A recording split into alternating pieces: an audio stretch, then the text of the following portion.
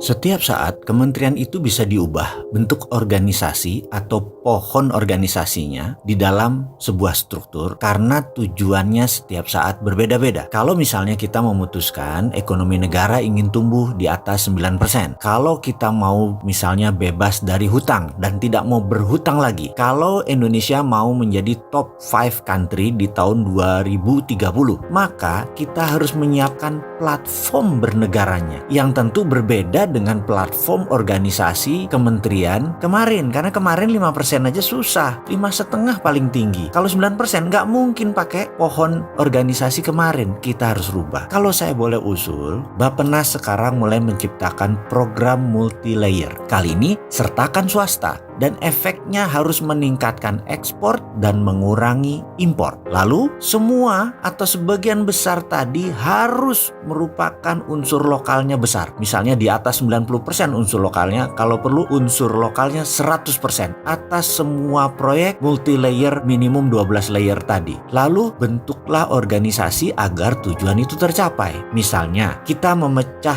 ke 3 Kemenko, 3 kementerian koordinator seperti Menko Equin, di mana Kementerian Keuangan, Menteri Perindustrian, Kementerian Perdagangan, Dirjen Pajak, UKM itu di bawah Menko Equin. Kemudian 2 lagi adalah Menko Kesra dan Menko ESDM. Menko Equin adalah Menteri Profit Center atau penghasil uang atau inflow uang masuk. Menko Kesra adalah Menteri Cost Center, semua yang cost center di bawah Kesra. Seperti pendidikan itu kan semua cost center, Menteri Agama semua itu cost center. Kemudian Menteri SDM adalah Menteri Technical Operation. Ini berbeda lagi karena dia bisa menghasilkan uang dan juga bisa spending. Lalu misalnya Kabinet Jilid 2 ini ada beberapa kantor kementerian yang ditutup. Misalnya Kementerian Daerah Tertinggal tutup aja, Kementerian Sosial tutup aja, Menteri Peranan Wanita tutup aja, Kementerian Tenaga Kerja tutup aja, juga Kementerian Pemuda dan Olahraga ditutup. Bukan berarti ditiadakan, tapi dijadikan dirjen atau jabatan eselon 1 di kementerian lain. Menteri Sosial kalau perlu langsung di bawah gubernur, Menpora di bawah Dekdikbud, Departemen Pendidikan dan Kebudayaan. Juga Kementerian Tenaga Kerja gabung aja di bawah Dekdikbud. Kenapa? Saat ini lulusan sekolah tidak bisa diserap sama tenaga kerja karena tidak ada koordinasi antar lembaga. Sekarang ini apa kebutuhan tenaga kerja? Karena di bawah satu pohon organisasi yaitu Departemen Pendidikan dan Kebudayaan, sehingga bisa nyambung, kurikulumnya nyambung dengan tenaga kerja. Zaman dulu digabung, entah kenapa toto dipisah menjadi Menteri Tenaga Kerja. Itu tidak perlu, dirjen aja tenaga kerja. Bener deh, kementerian itu sesuai keperluan. Tidak perlu setiap tahun itu sama, boleh ganti-ganti dan itu sah-sah saja. Makanya jangan pilih saya kalau jadi presiden, karena saya pasti lebih ekstrim lagi. Bahkan bisa-bisa BI saya hilangkan. Bener loh, BI saya bubarkan dan saya masukkan di bawah Kementerian Keuangan, jadi Dirjen Moneter saja. Jadi enak, semua di bawah satu payung. Karena prinsip ekonomi saya adalah MMT. MMT adalah Modern Monetary Theory yang saat ini banyak dipakai di berbagai negara dan terbukti sukses, seperti Turki, dipakai di Cina MMT tadi, dipakai di Norwegia, dan sebentar lagi Rusia, di mana peran bank sentral itu sudah dialihkan, berbeda dengan sekarang. Sekarang ini seakan-akan sejajar presiden Bank Indonesia itu. Jadi dalam sistem pemerintahan presidensial di Indonesia, bank sentral itu perannya kuat. Sekarang sejajar dengan presiden bank sentral itu. Padahal harusnya dalam sistem presidensial presidennya yang lebih kuat. Bank Indonesia nggak punya kontrol segitu kuat seperti sekarang. Tapi karena IMF dan World Bank ada di bank sentral, mereka sejajar. Dan kalau kita akan ubah. Kita nggak mau diawasi ketat oleh negara lain. Emangnya kita nggak berdaulat apa? Iya, jadi Bank Indonesia kita akan jadikan